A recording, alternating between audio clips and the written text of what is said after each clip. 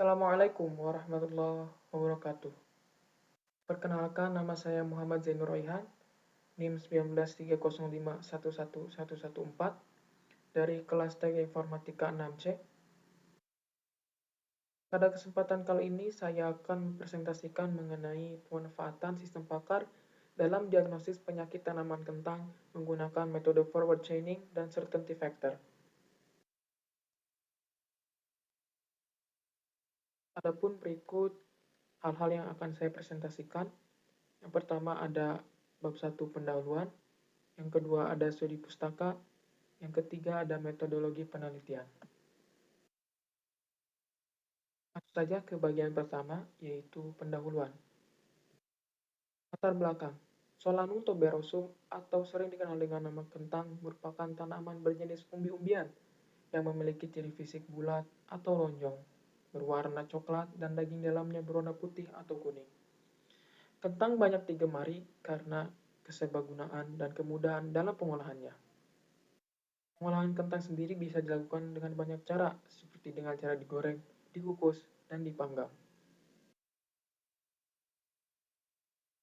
Kegemaran masyarakat Indonesia terhadap kentang dicerminkan dalam survei yang dilakukan oleh Pusat Data dan Informasi Sistem Pertanian pada tahun 2020. Survei tersebut menunjukkan angka partisipasi konsumsi masyarakat Indonesia terhadap kentang sebesar 26,7% atau sekitar 2,5 ton pada tahun 2020. Angka tersebut lebih besar dibanding konsumsi umbi-umbian lain seperti ubi jalar dan singkong. Akan tetapi, hal tersebut tidak dibarengi dengan penyediaan yang memadai. Dari rentang tahun 2016 sampai 2022 terjadi defisit penyediaan sebesar minus 0,52% pada tanaman kentang. Banyak hal yang bisa menjadi penyebab defisit tersebut. Menurut Ahmad, pada tahun 2021, salah satu penyebabnya adalah gagal panen yang disebabkan oleh hama atau penyakit. Oleh karena itu, dengan kemudahan yang ditawarkan oleh teknologi, diagnosis penyakit atau hama pada tanaman kentang bisa dilakukan dengan mudah. Teknologi tersebut ditawarkan dalam bentuk sistem pakar. Sistem pakar merupakan salah satu implementasi dari kecerdasan buatan yang bekerja dengan cara melakukan pemindahan pengetahuan yang dimiliki oleh pakar ke dalam komputer. Sehingga petani dapat melakukan diagnosis tanpa melakukan konsultasi secara langsung pada pakar, melainkan menggunakan sistem pakar yang dibuat. Adapun penulis mengambil referensi dari penelitian terdahulu, seperti yang dilakukan oleh Lolita Lubanggaon dan Murni Marbun pada tahun 2018, yaitu mengenai sistem pakar mendeteksi penyakit tanaman kentang dengan metode Bayes.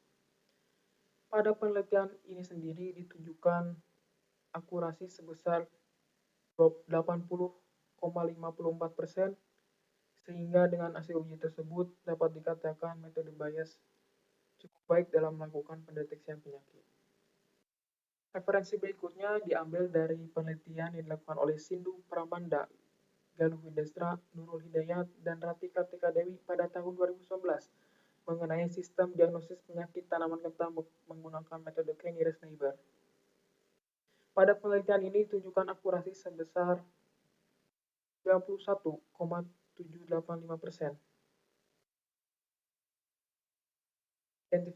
Identifikasi masalah. Masalah yang dapat diidentifikasi pada penelitian ini adalah penerapan metode forward chaining dan certainty factor pada sistem pakar dalam diagnosis penyakit kentang secara cepat dan akurat. Tujuan dibuatnya penelitian ini adalah untuk menerapkan metode forward chaining dan certainty factor pada sistem pakar dalam diagnosis kentang sehingga petani dapat menghindari kesalahan penanganan penyakit kentang. Batasan masalah yang ada Batasan masalah pada penelitian ini adalah sebagai berikut. 1. Sistem yang dibuat berbasis website. Kedua, metode yang digunakan adalah metode forward chaining dan certainty factor. Ya, hasil akhir diagnosis menunjukkan persentase dan solusi penanganan dari penyakit yang diderita kentang. Kita masuk ke bagian 2, yaitu studi pustaka. Yang pertama ada kajian keislaman.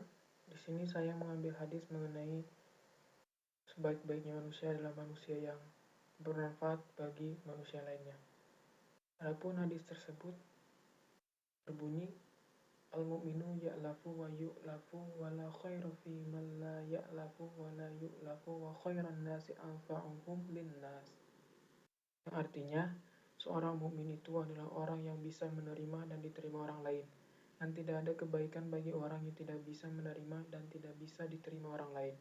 Dan sebaik-baik manusia adalah yang paling bermanfaat bagi manusia lainnya. Hadis riwayat Tabrani dalam Al-Mu'jam Al-Awsat nomor 5949, Syekh Albani mengasankan dalam silsilah Al-Ahadits As-Sahihah nomor 426. Selanjutnya dilanjutkan ke studi pustaka. Yang pertama, sistem pakar. Sistem pakar sendiri merupakan sistem yang memiliki peranan sama seperti ahli.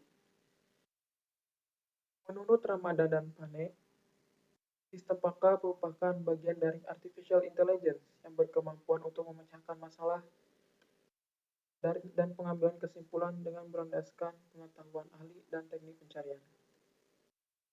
Adapun menurut Pratiwi, solusi yang dihasilkan oleh sistem pakar mirip dengan pemecahan masalah yang disampaikan oleh ahli, karena sistem ini mengadopsi cara berpikir, pengalaman, dan pengetahuan pakar. Selanjutnya, forward chaining. Forward chaining adalah metode berbasiskan data atau data driven, yang berarti akan menghasilkan kesimpulan dari data yang telah dihimpun. Menurut Akil pada tahun 2017. Adapun kelebihan forward chaining ini yaitu bekerja dengan baik ketika pencarian solusi dimulai dari pengumpulan fakta, kemudian mencari kesimpulan dari fakta-fakta yang telah dikumpulkan. Yang kedua kelebihannya adalah dapat menghasilkan informasi yang baru dengan hanya mengandalkan data yang sedikit. Adapun kekurangannya dari metode forward chaining adalah tidak mampu mengenali fakta yang lebih penting dari fakta lainnya. Yang kedua, kekurangannya adalah sistem memungkinkan untuk mengucapkan pertanyaan yang sama sekali tidak berhubungan, walaupun pertanyaan tersebut penting. Hal ini dapat membuat pengguna kebingungan ketika menjawab. Selanjutnya, metode certainty factor. Metode ini menunjukkan ukuran kepastian terhadap suatu fakta atau aturan. CF merupakan dari parameter klinis yang diberikan MOICIN untuk menunjukkan berapa besaran kepercayaan. Kelebihan dari metode ini adalah metode ini cocok dipakai dalam sistem pakar yang mengandung ketidakpastian dan dalam sekali proses perhitungan. Hanya dapat mengolah 2 data saja sehingga kekurangan dapat terjaga. Sedangkan kekurangan dari metode ini adalah pada data yang lebih dari 2 harus dilakukan beberapa kali pengolahan data, menurut Rifko pada tahun 2019. Selanjutnya, bagian 3 yaitu metodologi penelitian. Dapat dilihat di sini merupakan tahapan-tahapan metode penelitian yang dilakukan pada penelitian ini. Yang pertama, ada analisis kebutuhan sistem. Tahapan ini merupakan tahapan awal ketika pengembangan sistem yang dibuat.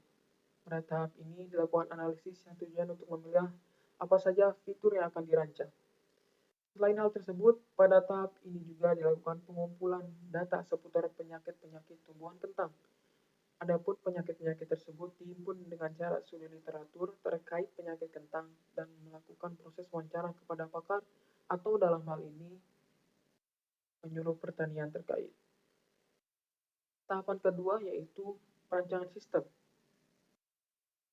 Perancangan dilakukan menggunakan beberapa model seperti dengan menggunakan use case diagram, class diagram, activity diagram, dan sequence diagram. Selain itu, tahapan ini juga meliputi perancangan antarmuka dan basis data. Basis data sendiri memanfaatkan ERD atau Entity Relationship Diagram. Selanjutnya, pada tahapan yang ketiga, yaitu implementasi. Tahapan ini merupakan realisasi atas rancangan-rancangan yang dibuat pada tahapan sebelumnya. Pengkodean merupakan hal utama yang dilakukan pada tahapan ini. Pada tahapan pengujian atau tahapan keempat, seluruh hal yang telah dibuat pada implementasi diuji baik menggunakan perangkat lunak pengujian yang tersedia ataupun melakukannya secara manual. Selanjutnya pada tahapan yang kelima, pemeliharaan. Pada tahapan ini, sistem yang dibuat secara lengkap telah dapat diakses dan digunakan oleh pengguna.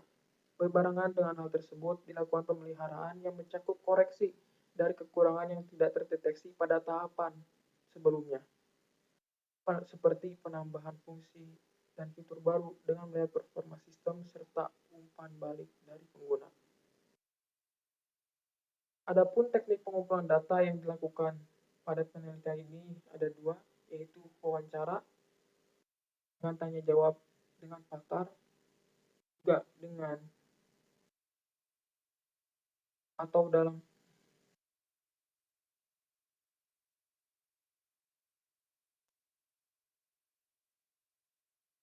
Adapun teknik pengumpulan data yang dilakukan pada penelitian ini yaitu tanya jawab dengan pakar secara langsung mengenai hal-hal atau penyakit yang berhubungan dengan kentang. Dalam hal ini pakar tersebut adalah penyuluh pertanian terkait. Teknik pengumpulan data yang kedua yaitu studi literatur, yaitu pengumpulan data yang didapatkan dari karya tulis.